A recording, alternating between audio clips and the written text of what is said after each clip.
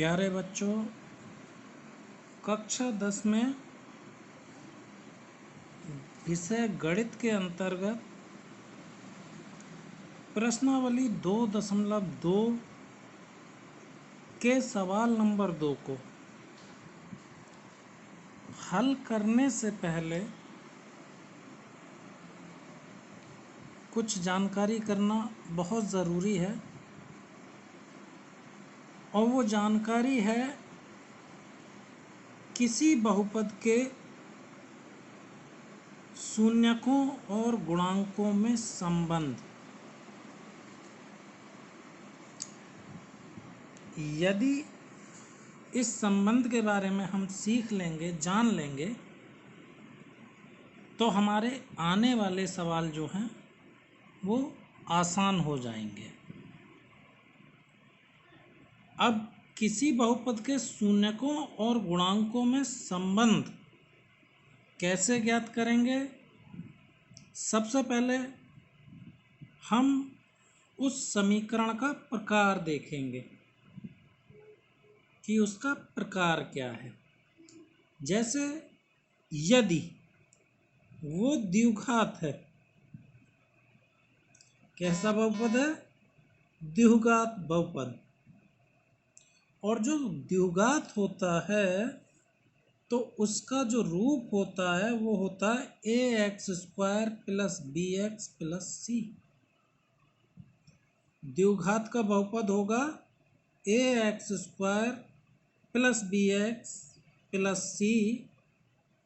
और यदि इस समीकरण के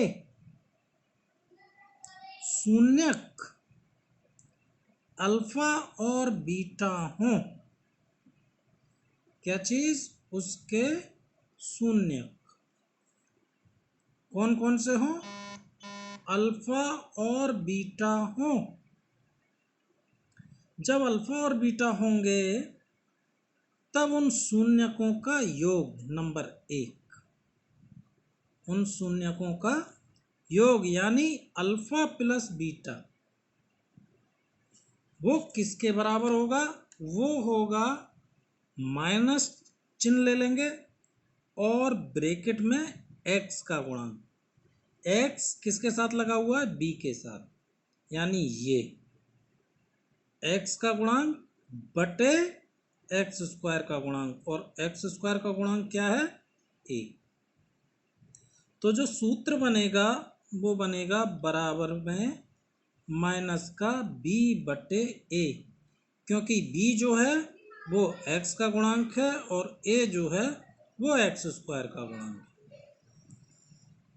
इसके अलावा अगर हम शून्यकों का गुणनफल ले लें, क्या ले लें? गुणनफल। अल्फा इंटू बीटा बराबर अचर पद बटे x² का गुणांक। और अचर पद क्या होता है? जिसके साथ x या x² ना लगा हो, यानी इस समीकरण में c जो है वो अचर पद है। तो ये बोल रहा है अचर पद बटे x² का गुणांक, और अचर पद है हमारा c और x² का गुणांक है a। ये रहा। तो ये हमारा दूसरा फॉर्मूला हो गया।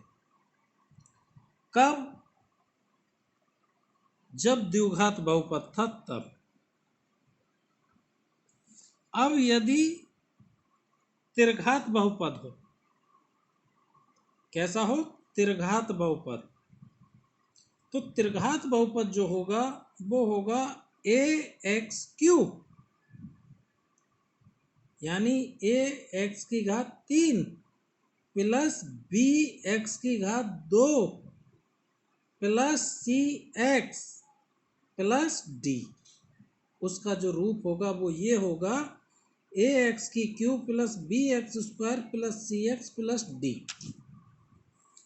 और यदि इस रूप में इनके शून्यक जो हैं वो हम अल्फा, बीटा और गामा मान लें, उसके जब त्रिघात बहुपद है तो 3 शून्यक होंगे, तो अल्फा, बीटा और गामा हो गए।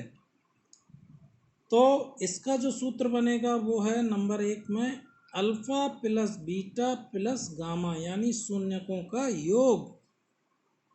और ये किसके बराबर होगा? ये होगा माइनस एक्स स्क्वायर का गुणांक बटे एक्स क्यू का गुणांक। और एक्स स्क्वायर का गुणांक क्या है? बी। और एक्स क्यू का गुणांक क्या है? ए।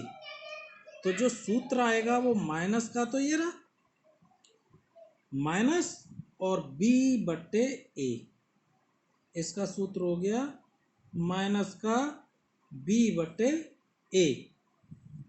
फिर ले लेंगे जैसे दूसरा, alpha beta plus beta gamma plus gamma alpha. एक सूत्र ये रहा, एक ये रहा, ठीक है। तो ये किसके बराबर होगा? ये होगा एक्स का गुणांक बटे एक्स क्यू का गुणांक। और एक्स का गुणांक क्या है? सी। और एक्स क्यू का गुणांक क्या है? ए। तो जो इसका सूत्र बनेगा वो बनेगा सी बटे ए, सी बटे ए। और यदि हम शून्यकों के गुणनफल को देखें तो वो होगा alpha into beta into gamma, alpha into beta into gamma. और ये होगा माइनस के अचर पद बटे एक्स क्यू का गुणांक के बराबर। और अचर पद यहाँ क्या है? हमारा अचर पद है डी। ऊपर क्या था? ऊपर अचर पद था हमारा सी, लेकिन यहाँ नीचे हमारा अचर पद है डी। तो अचर पद यानी बराबर माइनस सूत्र का, और अचर पद हो गया डी, और एक्स क्यू का गुणांक हो गया ए। तो बराबर के माइनस डी बटे ए या डी अपॉन ए। ये हमारे 5-6 सूत्र हैं। अगर ये सूत्र याद हो जाते हैं तो जो दूसरा सवाल है वो आसानी से समझ में आ जाएगा। आज बस ये सूत्र देखने हैं, कल दूसरा सवाल बताया जाएगा।